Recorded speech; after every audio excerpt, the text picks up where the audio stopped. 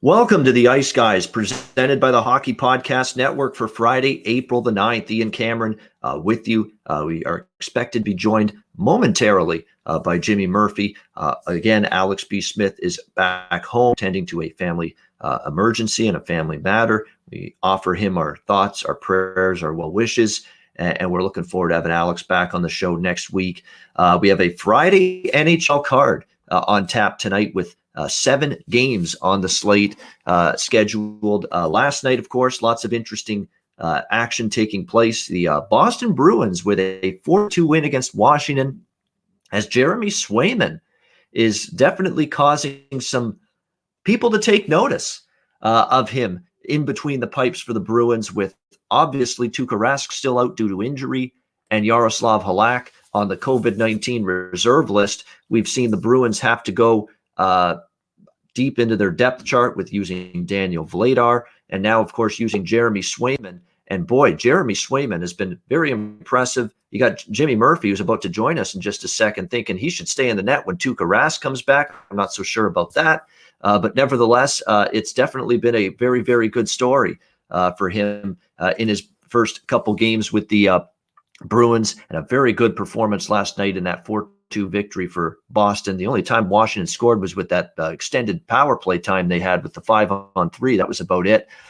So a good win there for the Bruins. We saw the Pittsburgh Penguins. I'll give them credit.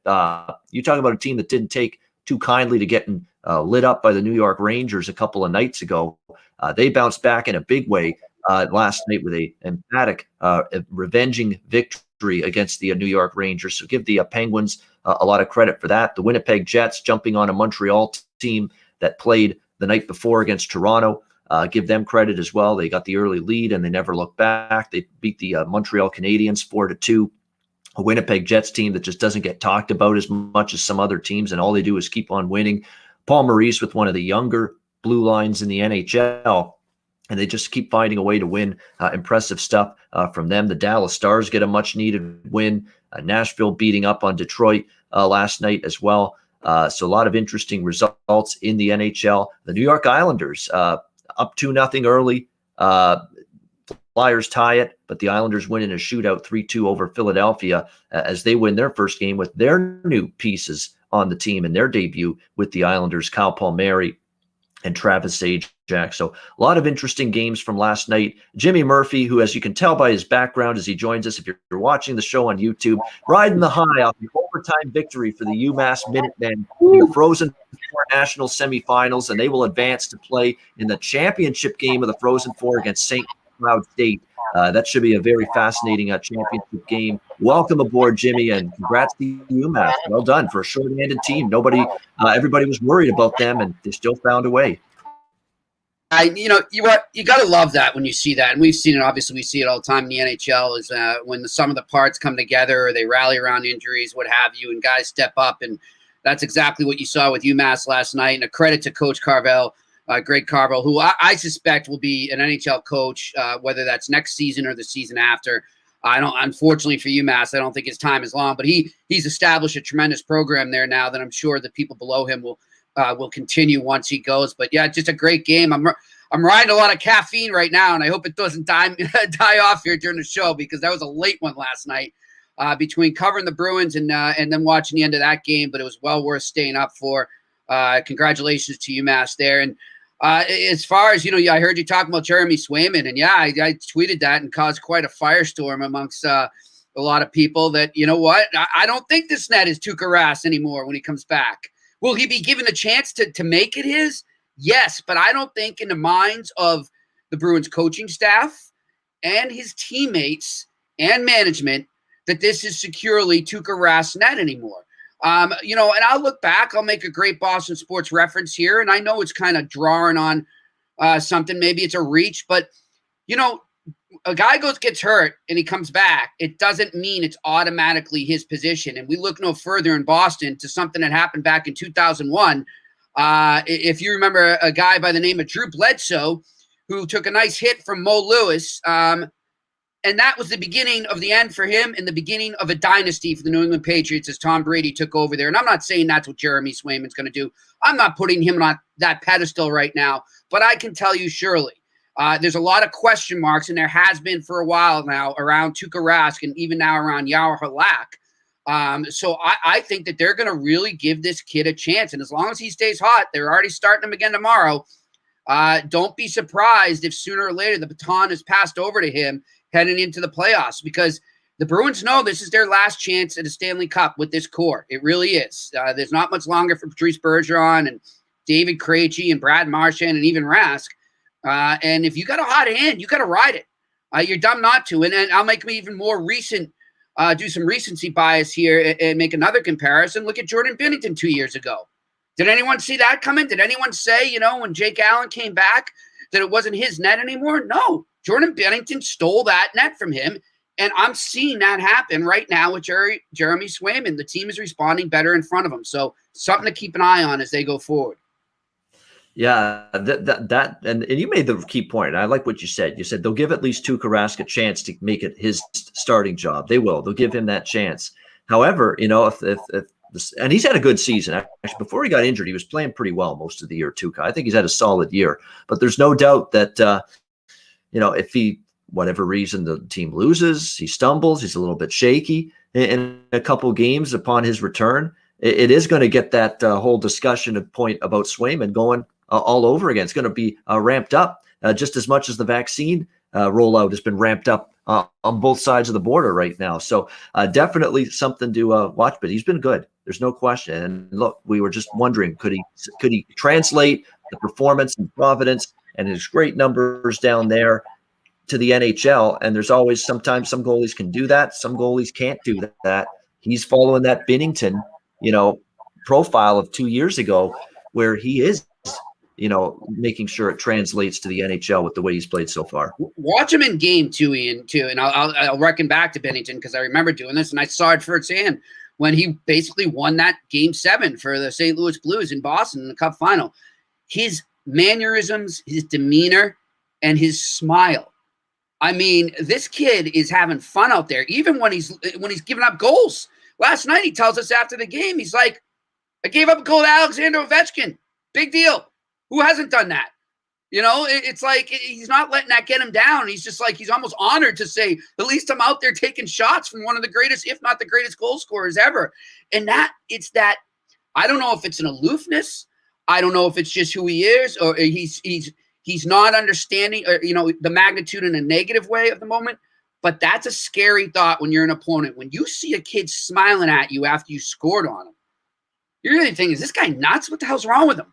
And it'll get in your head. And the more saves he makes, the more it's going to stay in your head. So that's a thing to keep on. And then we talk about live betting all the time. Keep watching the Bruins live betting-wise going forward when he starts, because you're going to know if he's on. You're going to be able to tell it in his eyes and tell it in his smile if he's on. And so far he has been. No doubt. And you know what? I think the Bruins Twitter a long time ago, because I remember seeing it, that had some tweet with him mountain climbing in the winter, dead of winter. So that tells you that maybe there's something, that he's probably got that low-key, carefree personality. And that's sometimes good for goalies. They're not going to get rattled. They're not going to get, shaken by anything. So that's a good sign. And talk about teams rallying around a change in net, a young goalie coming in and playing extremely well. It's not like we haven't seen that with a certain Toronto Maple Leafs team right now with Jack Campbell. So, and it just goes to show you. Yeah, and it just shows you too, guys. I mean, for anyone out there, and sorry to drag on about goaltending here, but I mean, for anyone out there knocking teams when a goalie doesn't pan out or crediting them too much when he does, it's just such a fickle position to kind of scout. And we've seen so many guys come out highly touted and be busts, or come out and just never sort of materialize. And then all of a sudden later in their career, Jack Campbell being the perfect example, right? What was he, the 11th overall pick one year in the draft? I think he was up there. He was, I believe, first round. Yes. Yeah. And now finally, after many years, he's blossoming. And not that Tim Thomas was a huge pick. He wasn't even drafted. Actually, I think he was drafted by the Quebec Nordiques very late in the draft. You'll have to double check that. But another guy, too. I mean, Tim Thomas didn't make it until he was 35 years old. And then between 35 and 38 years old, he won a Stanley Cup and 2 Vezina trophies. So it just shows you never know with goalies. You hit the nail on the head. 11th pick, 2010, right on the exactly. That's exactly where Jack Campbell. Look at Jimmy Murphy bringing his A game here. Nailed the exact number that Jack Campbell was selected in that 2010 NHL draft for the Dallas Stars, number 11 overall. Yeah, you know what? These situations. We're going to get to Friday's card in just a second, but Yeah. these situations actually, the more I think about it, they're eerily similar. The veteran guy Rask. And now all of a sudden, here's Swayman coming in and playing great. The veteran guy, Freddie Anderson in Toronto, out of the mix due to injury. And here comes Jack Campbell sliding in. They've got some questions to answer when Freddie Anderson comes back. Like, what do you do with the goaltending right now? I think they're going to do – both teams are going to give the veteran, Rask and Anderson, the chance with both of these teams when they return. But I think it could be a shorter leash now with the way Campbell's played for Toronto, and maybe if Swayman keeps this up for Boston. Well, I'll tell you what, Ian, I'm just going to tell you this too, because I reported this Sunday on Off the Record on Boston Hockey Now, and I'm telling you, it just got re-reported on TSN last night on Insider Trading. I don't know, if there is any leash anymore on Anderson coming back. I think it's Campbell's to lose for the rest of this season because they're looking for a goalie before the trade deadline. They're looking for a goalie that can come in now and back up Jack Campbell. So that shows you where Freddie Anderson is in terms of the depth chart there in Toronto. And that's something to keep an eye on going forward. But, yeah, I was right on Timmy Thomas, too. Quebec Nordiques, 1994. There you go. Jimmy Murphy is absolutely acing the NHL draft history trivia, I guess you could say, on this show today. But God bless the Nordiques, right? Yes, the Nordique, and I'm glad Colorado is wearing those the old Nordique jerseys and the old Nordiques logos this year in some of their games. It's been very nice to see. All right, the Friday NHL card. Let's get into it. We got the Battle of New York here. Rangers, Islanders, both teams in action last night, so it's a back-to-back for both teams. The Islanders minus 135 home favorites, total 5.5 shade to the over. This is a pretty clear pass from a side perspective for me. These are two teams that are bet-on teams for me right now. I don't want to bet against either one. The Islanders do have a better record at back-to-backs than the Rangers do. Rangers are only 1-2 second night of back-to-back games, 4-0-1 for the Islanders this year on the second night of back-to-back games. So they've done very well in this spot. They survive a game effort from the Flyers last night, win 3-2 in the shootout. First game for Palmieri and Zajac, the new Islanders. Eberle scoring, Beauvillier, Barzal. Now all of a sudden this team's definitely got a little more pop offensively. You might see it here tonight. Alexander Georgiev will be in net tonight for the New York Rangers. Definitely expected because it's a back-to-back, and we saw Shesterkin in net last night for them. It should be Varlamov tonight for the Islanders, you would expect, because Ilya Sorokin was in net. Played pretty well, actually, Ilya Sorokin. One of his better starts in the victory last night against the Philadelphia Flyers. I'm going to go over the total, though, here. Again, the Islanders, I know they've had a couple unders at home recently, but long-term they've trended over. I think tonight, especially the Rangers, they're still a little bit capable of giving up some goals. The Rangers should be a greater test for the Islanders defensively tonight after what they saw from the Flyers last night. And to be honest with you, Varlamov has been not quite on top of his game as much in his recent starts. So I'm off the side, but I think we can get over this number here, 5.5 here, around minus 120. Jimmy, what do you think? Oh, I did it. I'll tell you what, Ian, I really like the under in this game right now. I think the teams, they've been up and down in terms of the over-under there, both teams there. And these are two teams that really go at it when they see each other. So you're either going to get a lot of goals or you're going to get a real tight game. And I'm just feeling the way, or more so where we are in the season right now, how valuable points are. We're starting to see more playoff style type games. I'm sensing an under here. So give me the under 5.5. All right, liking the under 5.5 here in this one. And the Islanders certainly are used to that, like those kind of games. We'll see if they get it here. I'm going to give it one more shot here with an Islanders home over. Again, the home games for the Islanders have been the ones trending over. It's been on the road where they've been staying under, although last night, of course, did stay over. It was frustrating that last night stayed under. It was 2-0 early in the game. You think you're looking good, and it ends up 3-2 at the end of it. But Jimmy and I opposing totals views here in this game. Under for Jimmy, over for me. On we go. Pittsburgh, New Jersey. We've got Pittsburgh minus 175, road favorites, total 5.5, 6 across the board. Let's give the New Jersey Devils credit, though, last night. I know it was only Buffalo, but, with obviously Palmieri and Zajac traded, you figured where's the effort going to come from? Can they dig down and still end up finding ways to put goals on the board and win games? Well, they did last night. Pavel Zacha scoring, Jack Hughes getting involved in the offense, Sharon Govich as well. Those are the guys that are going to have to be catalysts for this New Jersey team offensively here moving forward. They got the win against the Sabres last night. Again, this is another situation where we have both teams playing the second night of back-to-back games. Pittsburgh beating the Rangers last night, and of course the Devils taking care of business against the Sabres. Pittsburgh obviously didn't play well in that 8-4 loss, but bounced back extremely strong last night, 5-2 victory over the New York Rangers. See if they can carry that over. Still a team that's got a lot of injuries, Pittsburgh, no question, with Malkin, with Tanev, Kapanen, and Teddy Bluger, all still out indefinitely. Not sure of an exact timeline yet for their return, but it definitely won't be tonight in this game. So Pittsburgh trying to keep their heads above water and keep themselves obviously as one of these playoff teams here with all of these injuries. It's worth noting, second of back-to-back games this year, 2-3 for Pittsburgh, 3-4 for New Jersey. But one thing that does stand out, these two teams are a combined 9-2 to the under on the second night of back-to-back games this season. So that has me leaning under the total. I do think we might get a little bit of a lower scoring game here. I think Pittsburgh kind of wants to commit again to playing better defensively. And look, they're going from the Rangers to the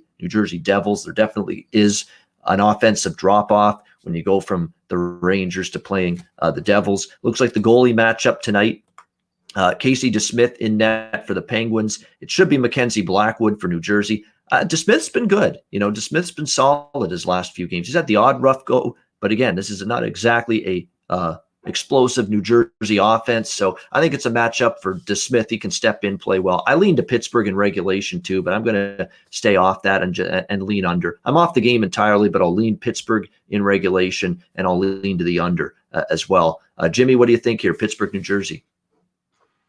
Yeah, I'm going the opposite way again here, Ian. I like a lot of goals in this one. Just some tired legs maybe for these guys as they go into this game. So give me the over in this game as an official play. All right, Jimmy, liking the Pittsburgh, New Jersey over 5.5. There are some 5.5s out there.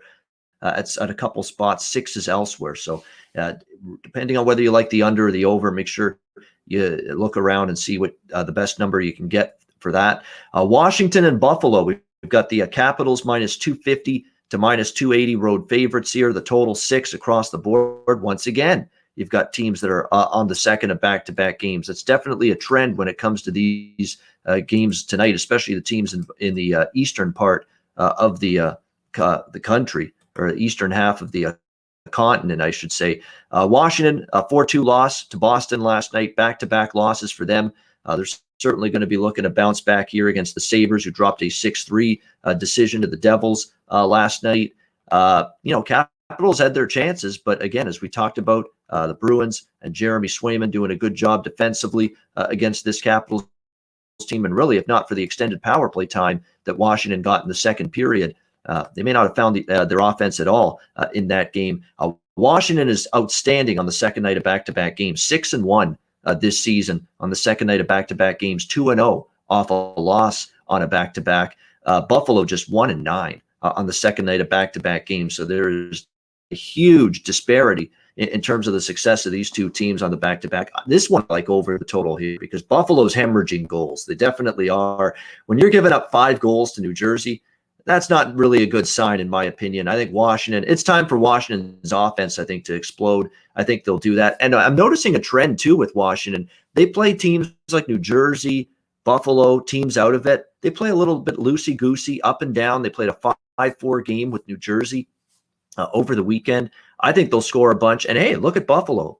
They are still finding the back of the net. Their offense is still, it's amazing. Take Taylor Hall out, you're actually maybe a better offensive team. We're kind of seeing that right now with the Buffalo Sabres. So I think they can chip in here some goals as well against Vitek Vanacek and the Capitals. I'm still not liking Jimmy, and I said it yesterday. They're giving up too many chances. There's too many good looks that Washington is allowing right now. And I think Buffalo can capitalize. So I like the over here with the Capitals and the Sabres. Yeah, you know what, Ian, I'm right with you on this. I agree with you. Watching that game closely last night, obviously I watched all the Bruins games twice.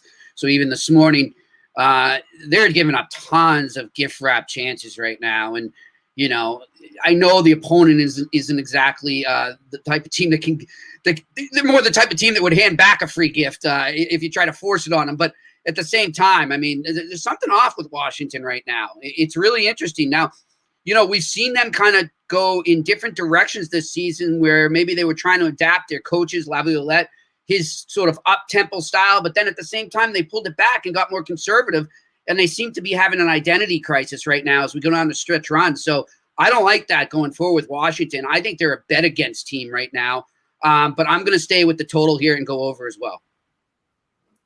Yeah, I think Washington's big guns, they should be able to score here against the Sabres. No question about that. Tokarski in net. He did have a good start his last time out, but before that, he kind of struggled. I'm not sold on him here against Washington. And the Sabres, though, again, even without, look at the guys they're without. We know they've been without Eichel forever. Taylor Hall out now and Dylan Cousins out. But, Sam Reinhart's been good. He's chipped in lately. Tage Thompson has stepped it up. Victor Olofsson and Casey Middlestat as well for the Sabres. I'm seeing him scoring goals in a lot of games recently for Buffalo as well. So that's where the offense is coming from. If you want to look at a goal scoring props here with Buffalo, those are the guys. Olofsson, Middlestat, Tage Thompson. Look at some of these guys because they've now scored multiple games lately for this Sabres team. And look, the effort, I think, has been commendable under Don Granato. They didn't play great defensively last night, but it wasn't a lack of effort. It was just some breakdowns. And unfortunately, that's going to happen with Buffalo. It wasn't a lack of effort, but you've seen them have that work ethic for the most part under Don Granato, which has been good to see for a team that was just, it seemed, listless, and lethargic and lifeless for a long period of time. Minnesota Wild, St. Louis Blues. We've got even money here, -110 both sides. Total 5.5 shaded to the under in this game. The St. Louis Blues, really, really struggling, but they sort of got reprimanded by Craig Berube prior to the second of the two games against Vegas, and they did respond with a much better game against Vegas, getting the victory the other night. But they're going to have to show me more, St. Louis. One game after, the coach kind of lights into you, that's one thing. Can you keep it going? No. For the next game after that, that still remains the question mark for me. And the St. Louis Blues, I've talked ad nauseum that their advanced numbers do not look good recently in terms of the defensive chances they've allowed. They've just not done as well at that end of the ice. You can't like that they gave up 51 shots on goal to the Vegas Golden Knights the other night. It was finally one of the best, not one of, it might have been, probably was the best start of the season in net for Jordan Binnington. He was very good in that game against the Vegas Golden Knights the other night, preserving the 3-1 victory for the St. Louis Blues. But, there's definitely some issues I've got here with this St. Louis team. They're still only 1-7 in their last 8 games overall. That isn't very good. You look at their recent track record off of victory, not exactly something to write home about. They haven't gone on those extended win streaks by any stretch of the imagination this year. That worries me a little bit going into this game. Yeah, Binnington was outstanding. Yeah, they played a little bit better defensively, but I'm not ready to buy into St. Louis just yet until they show it to me again. Minnesota lost a tough one to Colorado in the first game, 5-4. Give them credit. They finally wanted to show Colorado in that last game that, hey, we're sick of you running over us. We're going to show up. We're going to have a good, solid game. And they exploded offensively. The power play was on fire in that win against Colorado. You saw multiple Wild finding the back of the net in that game. 5-on-5 power play, outstanding in that particular game. I've talked about at times Minnesota's not been consistent on the road. They had the 2 losses to San Jose, which you can't scratch your head. What the hell happened? And yet they came right back and they beat Vegas 2 games in a row on the road. I still think Minnesota's a better hockey team right now. I'm taking them here at around even money, minus 105, minus 110. I'm going to dare the Blues to show it one more time that they've turned this thing around. One game where you still give up 51 shots in a win is not enough. I need to see more evidence that the Blues are going to turn things around. That's not enough to me in my mind. What do you think here, Jimmy, with the Minnesota Wild St. Louis Blues? I mean, I'm with you. I told you I've given up on the Blues. I don't think they're a contender. I really don't. And maybe that changes in the next few days. Maybe Doug Armstrong pulls off a major deal. We'll see. I wouldn't say that's out of the realm of possibility, because this guy he's got less patience than I do with them. So I'm sure he's trying to salvage the season, or maybe he does what he did. What was it, 2016 or 2017? He had a bunch of UFAs. They were kind of floating around that last playoff spot in the West. And he said, screw it, I'm getting picks for these guys. I'm not, I don't believe in you guys. You guys haven't earned the right for me to go out there and mortgage the future at the trade deadline. And I think maybe that's how he's feeling right now. And I think the Blues know that. And I don't see a lot of hope with them. So you know what? I'm going to pull out a Jimmy puck line in the reverse manner right now. Give me the Minnesota Wild minus 1.5, Ian. All right, there we go. Reverse puck line on the Minnesota Wild here for Jimmy Murphy. I like that. That's going to be good value here. Look, the St. Louis Blues, guys, they're 5-13, at home this year. That's their record on home ice in St. Louis, 5-13. They're not the team that's in better form right now. I'm perplexed. This is even money. I thought my line, my price had Minnesota minus 120, minus 125 here in this game. At least a little bit of a road favorite. The fact that I think it's even money here. Minnesota's the better team in terms of the advanced numbers too. Expected goal margins. If you pay attention to that, or high danger chances. Minnesota better generating for chances, better at suppressing danger chances against and goals against, all of that stuff. So to me, St. Louis has got to show. You have Parayko back. I will say that. That's big for the blue line, and it's definitely helping them. No question. I just saw that in the chat room there. Great point by Turnsey there for sure. Yeah, he came back the last game or 2 games ago. He was back for the first game against Vegas too when they got bombed. Let's keep that in mind. But to me, I still think Minnesota's better of these two teams, and this price shouldn't be where it is. Liking the Wild, and Jimmy liking the reverse puck line here on that Minnesota Wild team, which you can get around plus 210. By the way, is the one thing I want to say. Just a quick note on them too. I mean, when they brought up Franco being back there and their defense, it made me think of this. It's kind of ironic if you think about it. Sorry for the random thought here, but the St. Louis Blues let Pietrangelo go, right? They let him go, and he signs with Vegas, and they say we're going in a different direction. He's their captain. He's their best defenseman. They let him walk in free agency, and then they sign a defenseman that another team let him walk in free agency, and Torrey Krug from the Bruins.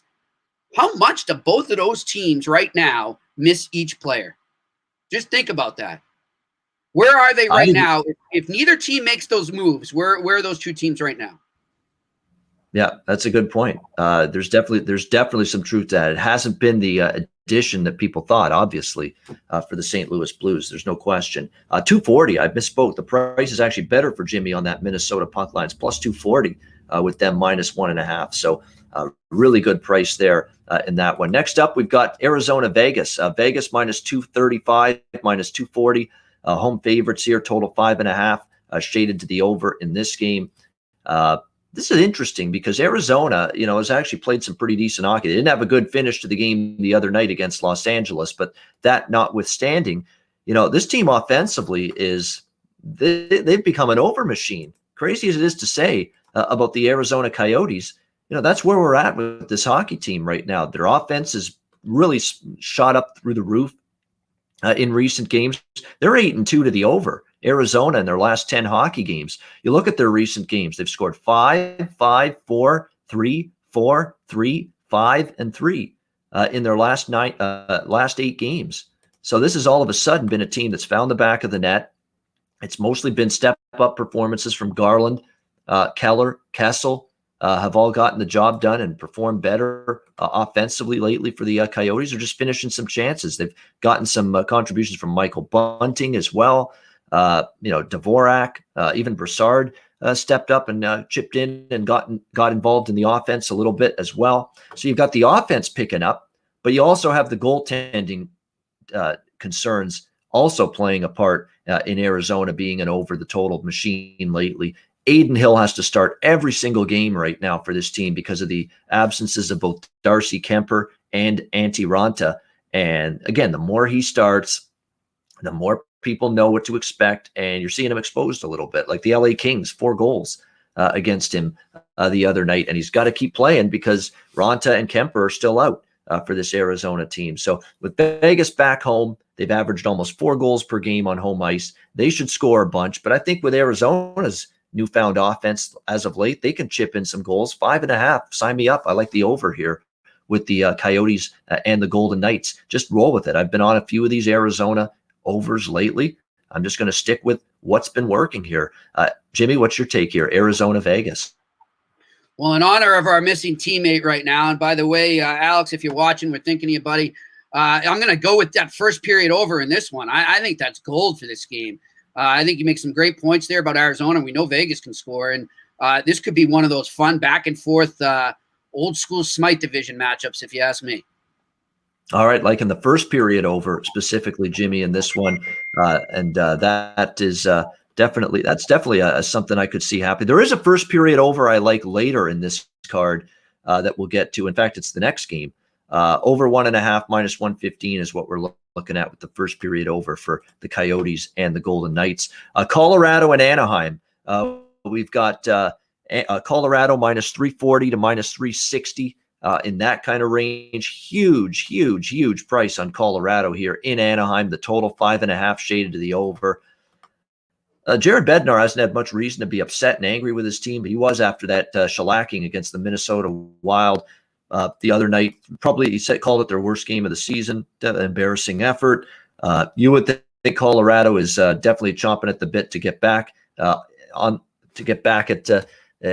the win column tonight against Anaheim. Certainly a beatable Anaheim Ducks team. There's no question. I fear a little bit for the Anaheim Ducks tonight. It's going to be interesting to see if they are how they bounce back here.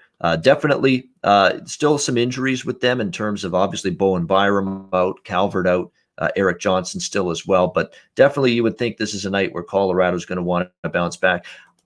I'm going to do something that's I don't do very often, but look, I'm not going to lay a puck and a half. I would lean to the puck line with Colorado.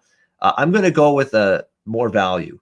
I'm actually going to go minus 2.5 goals with the Colorado Avalanche. I do not do that very often, but this looks like one of those games where they might put the boots to Anaheim a little bit. I know Gibson's back for them and obviously gives them a little bit of a better chance to win. But to me, I don't like the value here with the Colorado puck line, the standard minus 1.5 goals, which is around minus 145. I'm not getting involved with that.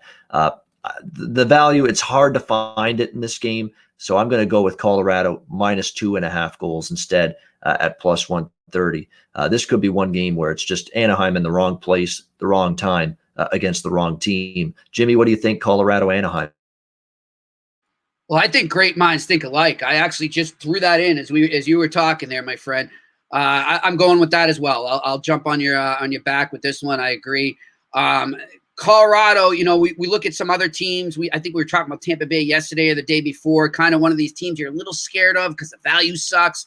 They're obviously the better team against anyone they play against, especially when they go against these cellar dwellers like an Anaheim or something. Obviously, they're not playing Anaheim, but Colorado on the flip side seems to me a team you can feel comfortable with doing that. Now, do you want to just take that horrible value? No, you want to look for things like we're giving you right now because I think they are. I think that Colorado is just in that mode right now where they're just crushing everybody, man. They don't care. They don't care if you're the best team in hockey, the worst team in hockey. They're going to play you the same. They're not going to play up to or down to your level. They're going to play their level, and that's what I like about the Colorado Avalanche right now. Oh, and I also like the first period over. Forgot to mention that. This is the one I like, the first period over. Because I get the sense Colorado could get 2-3 goals first period. I really think they could in this game. And then maybe just, defend after that. You could see that because I think there's a chance the goals could ease up after the first 20 minutes, especially if Colorado gets the lead. So definitely interested in the first. I'll definitely like the first period over as well. So I like Colorado minus 2.5 goals, plus 130, and then the Colorado Anaheim game over 1.5, minus 120 in the first period as well. And by the way, Anaheim, in terms of their home record, it's been pretty lousy. As of late, they've lost several games in a row at home. And then again, they're still banged up. They've got no Getzlaf, or questionable at least with an upper body injury. Raquel's out indefinitely. Lindholm on the blue line. Sam Steele also out with a lower body injury. So there's all kinds of injuries. They're getting an angry Colorado bunch coming into town. They've been not very good at home. The home record for Anaheim this year is 5-16. Absolutely brutal home record here for the Anaheim Ducks. So I don't do this often, but laying 2.5 goals with Colorado here tonight, as well as the first period over 1.5, minus 120. Final game, LA. Before we move on to the game, sorry to cut you off. Somebody in the chat room asking us, do we know who tested positive for COVID on Colorado? Now, I don't know if that happened today, then that's new. But as of yesterday, they had nobody on the COVID list. And I'll post that link in the chat room here as well from the updated COVID list. That won't be updated again until 5 p.m. Eastern today, so we'll know more then. We'll know more then. Yep. Yeah, follow my I say a good guy. If you ever want good Colorado Avalanche stuff, follow Adrian Dater. Yes. He's on @Dater, ADATER. Great Colorado Avalanche follow. And yes, of course, a colleague of mine, so I'm giving him a little pumping his tires a bit here. But yeah, that would be your best up-to-date source there until you get to 5 o'clock and see the new list. Yeah, no doubt. And we'll see how that goes. I'm still going to go ahead with Colorado here, but you're right. You want to keep an eye out, or at least scale back on the amount you bet on, say, a Colorado puck line if you're going to get involved with that till we know a little bit more. Next up, we've got LA and San Jose. San Jose minus 125 home favorites, total 5.5 shaded to the over in this one. I like the over a little bit here in this game, but I would lean San Jose actually, because I know they lost 5-1. Hey, it was that predictable spot, and Jimmy mentioned it the last that day we did the show where Anaheim played San Jose, that it was San Jose all of a sudden laying minus 170. We don't trust them in that price range, and sure enough, they lost 5-1 to the Anaheim Ducks. It's probably a good bounce back spot here in this game for the San Jose Sharks. And look, Martin Jones probably expected to be in net tonight for the Sharks. Yes, he is for sure. Of course he is. He's owned the LA Kings. This is the one team he plays great against. He looks like Patrick Waugh in his prime, for crying out loud, against the LA Kings, Martin Jones.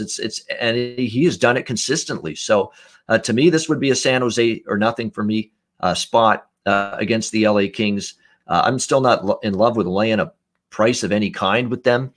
Minus 125 to minus 130, but it would still only be a look toward the Sharks. Keep in mind, Logan Couture day to day due to injury for the San Jose Sharks. So something you may want to keep in mind. Of course, the Kings are ailing a little bit on the blue line. No Matt Roy, no Oli Mata. Both of them are out. So I think San Jose will score on the LA Kings, who have been leaky defensively of late. I'm hoping the Kings can do something against Jones, because Jones has just had their number. So I am hoping we can get something out of the Kings offensively to help push the game over the total. But I'm on the over here, 5.5, which is around minus 120, with a lean to San Jose as well, minus 125 to minus 130. Jimmy, anything for you here with the Kings and the Sharks?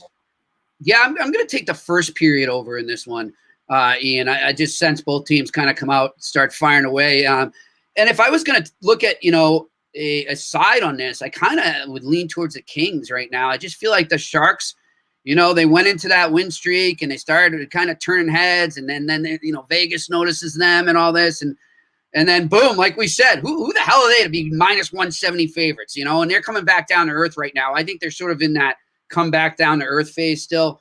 So if I was going to do a side on this, I would lean towards the Kings. Yeah, Sharks have definitely done well against the Kings, but there's something about this price.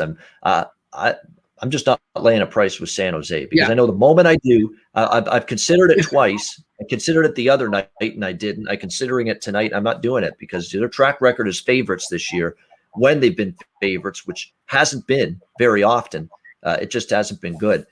for the Sharks. But nevertheless, it's hard to ignore. They've dominated LA, and Martin Jones, again, he's looked like Marty Brodeur in his prime against the LA Kings, his former team, for some reason this year. Maybe he gets fired up to play them, clearly, and he plays well against them. So we'll see if Martin Jones can keep that up once again against the LA Kings tonight. He's got a little bit of a hex, a little bit of a spell on them. We'll see if it continues tonight. All right, Jimmy, great stuff. This will be Jimmy's last appearance on the show till Monday. So we hope he has a great weekend. We've got some special guests lined up to join me on Saturday and Sunday's show of the Ice Guys. So make sure you join me for that. We'll have our regular weekend editions of the Ice Guys show Saturday and Sunday at noon Eastern, 9 a.m. Pacific time. And of course, it'll be available later in podcast form as well. Make sure you download the DraftKings Sportsbook app, sign up for an account, use the promo code THPN, weekly specials, weekly incentives, deposit bonuses, lots going on right now. NHL, NBA, Major League Baseball daily, UFC card this weekend, Frozen Four, championship game tomorrow night, NFL draft later this month. Plenty to get involved with. So download the DraftKings Sportsbook app, sign up for an account, take advantage of the promo code THPN with that. All right, it is time for best bets for this Friday edition of the card. Hopefully I got a better one than last night. Florida Panthers game. I tipped my cap to Carolina. They played a whale of a hockey game and just controlled that game from start to finish over the Florida Panthers to get that victory last night. Jimmy, what do you like here? Best bet for Friday. Well, Terry Edelman's going to love this one. Give me my Wild -1.5. The reverse Jimmy puck line on the Minnesota Wild is my best bet. Yeah, and that's not money line. That's Minnesota puck line -1.5 plus 240 for Jimmy Murphy with his best bet. Someone, I don't know if you're psychic or something, but someone in the chat kind of hinted at or guessed what my best bet would be, and he's 100% right. It's Arizona Vegas over 5.5 -115. Obvious best bet for me tonight. Vegas bouncing back after a loss to St. Louis. They'll bounce back offensively here against Aiden Hill and the Coyotes. But Arizona's a scoring machine all of a sudden. 3+ goals in pretty much 8 straight games now for the Arizona Coyotes. I think we see goals on both sides. Arizona, Vegas, over 5.5, -110, -115. That'll be my best bet for this Friday NHL card. That'll wrap up this edition of the Ice Guys. Thanks to everyone for tuning in. We appreciate it. A reminder, we're on YouTube live Monday to Friday, noon Eastern, Monday to Friday, 2 p.m. Eastern, Saturday, Sunday, noon Eastern, 7 days a week with the show. And if you can't watch it live, make sure you download the Ice Guys podcast in audio form on all major podcast platforms. For Jimmy Murphy, I'm Ian Cameron. Have a great Friday. Enjoy the games and good luck. And we will talk to you again tomorrow on Saturday for another edition of the Ice Guys presented by the Hockey Podcast Network.